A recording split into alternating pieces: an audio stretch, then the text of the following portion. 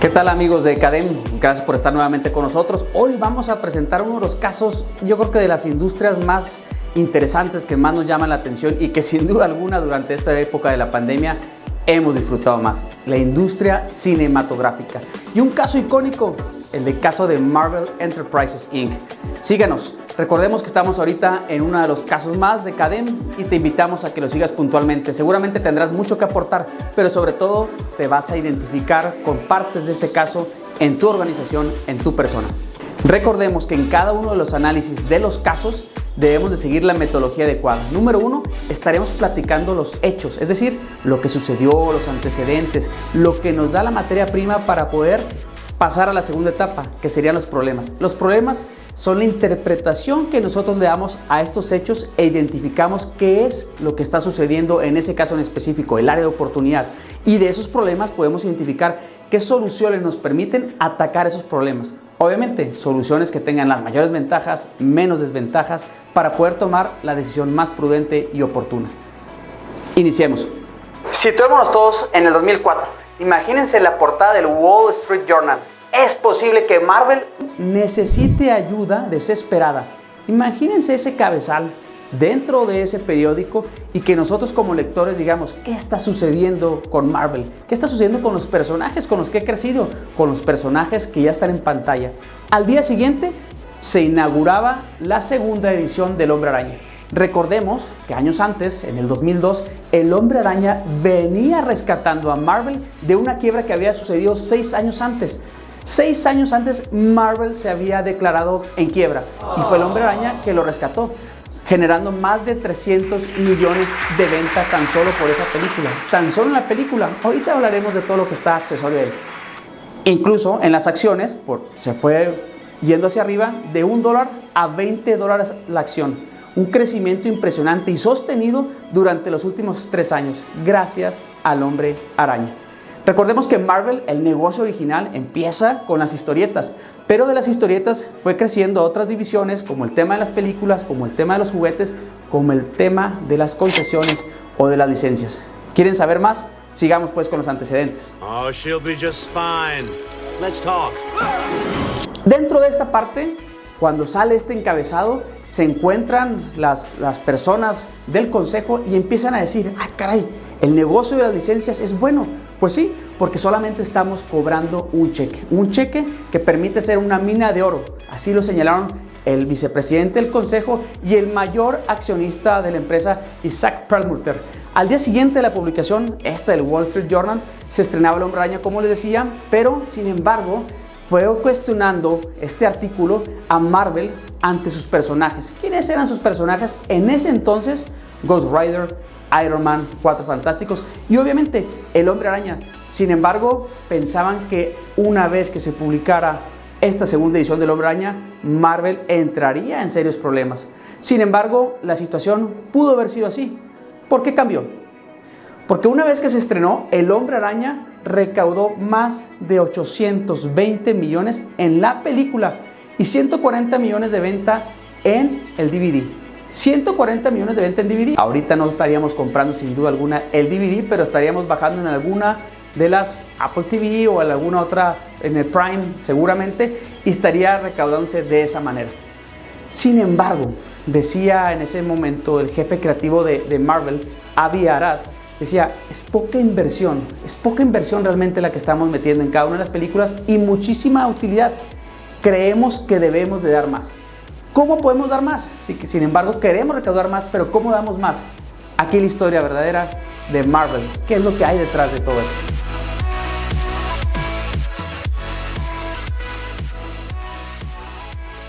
Y ahora sí, ante este cuestionamiento, entre esta plática que surge del Wall Street Journal y ante la inauguración del Hombre Araña 2, recordemos algunos antecedentes. Marvel fue fundada en 1939. Estamos hablando de una empresa que ya va para el siglo y que ha sobrepasado muchísimas, pero muchísimas experiencias. ¿Cómo empieza? De entrada, Marvel tiene la colección más antigua de personajes en la industria del entretenimiento. Podemos mencionar muchísimos, sin duda alguna se nos vendrán muchos a la mente. El Hombre Increíble, X-Men, la gente del Hombre Araña, todos los personajes de los Avengers. En fin, en ese momento más de 4.700 personajes. En el 2004, más de 4.700 personajes entre los héroes, los villanos y los accesorios. ¿Qué es lo que lo hacía interesante? Que eran personajes con muchos poderes, pero con debilidades como cada uno de nosotros. Es por eso que nos hemos identificado. Sin duda alguna tú te identificas con alguno de ellos. Es hasta 1989 cuando Marvel Enterprises entra a la bolsa de valores. 1989, es decir, 50 años después de su fundación. Sin embargo, no le fue muy bien. Un año después quiebra, se declara en quiebra y empieza una persecución al entonces CEO Ronald Perelman. Sin embargo, esta empresa fue rescatada por una industria muy interesante, Toy Biz, una de las mayores y más grandes empresas jugueteras. Y es ahí cuando la adquiere la mayor parte de las acciones, cuando adquiere su nombre actual como Marvel Enterprises Inc.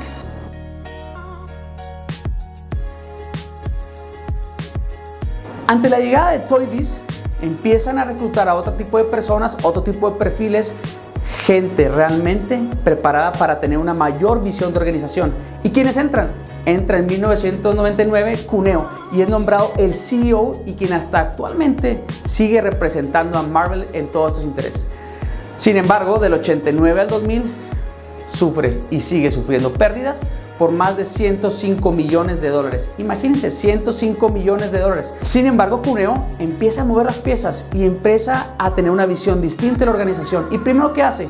Reestructura la organización, reestructura el equipo, empieza a cambiar fichas y empieza a poner nuevos personajes acorde a la nueva visión de la organización. Y la primera acción, ¿qué fue?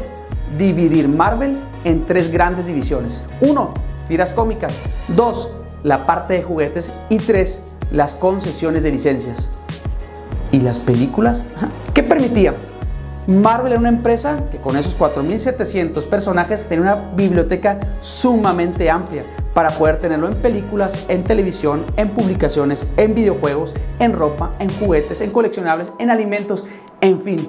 Una vez, y así decía Cuneo, una vez que viste la película, seguramente te va a interesar comprar todo y esa debe de ser la meta de Marvel.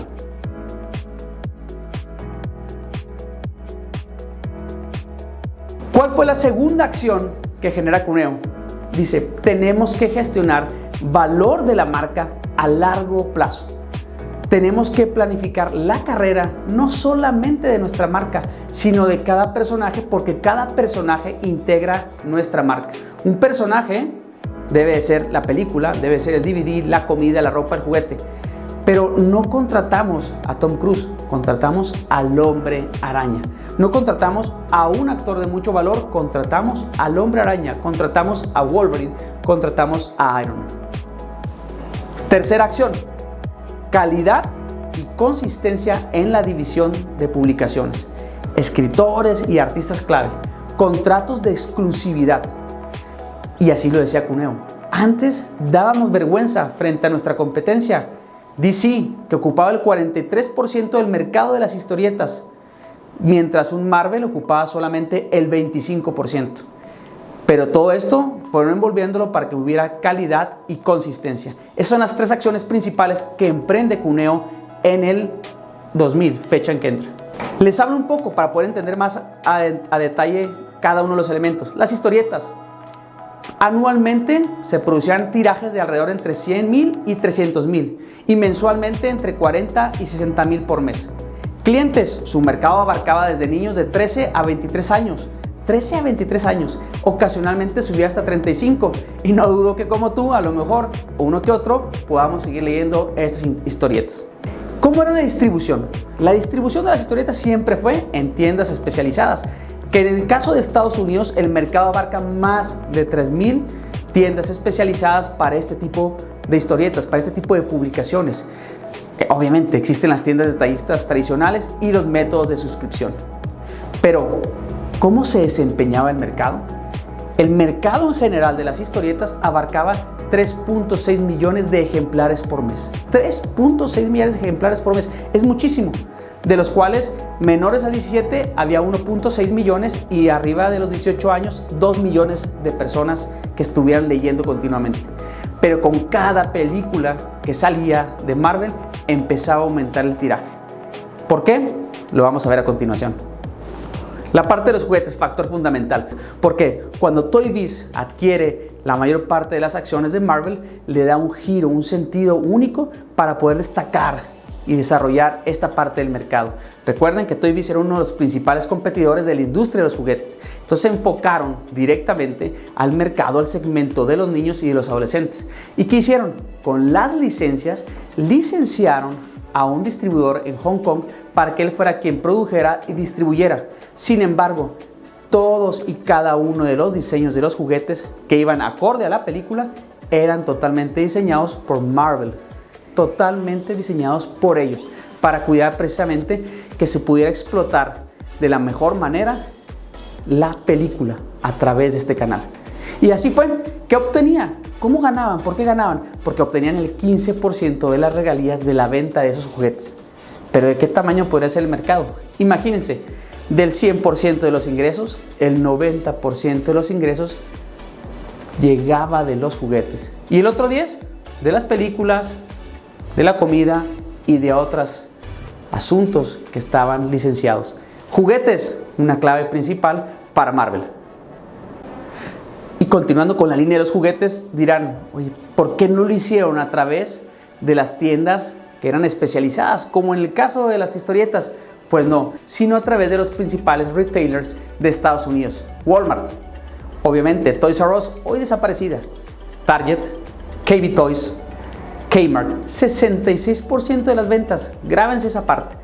Pero imagínense toda la cadena logística, toda la parte de la planeación que se tenía que hacer. Para el 2004, que salió El Hombre Araña 2, en el 2003 empezó la producción de juguetes. 12 meses empezaban a producir todos los juguetes que se distribuían a nivel mundial, no únicamente en Estados Unidos. Nada más para darles una idea, la Toys Industry Association en el 2002 empezó a destacar que los juguetes de Marvel eran los más premiados, los más requeridos por todos los niños. Pero si la concesión de licencias, ¿dónde queda? Los juguetes eran 90% y las licencias, pues era otro tanto.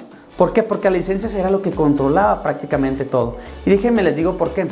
Porque lo que buscaba Cuneo en esa época era que todas las personas, todos los clientes que ellos tenían o aliados comerciales que tenían licencia, pudieran vender los productos bajo la marca de Marvel.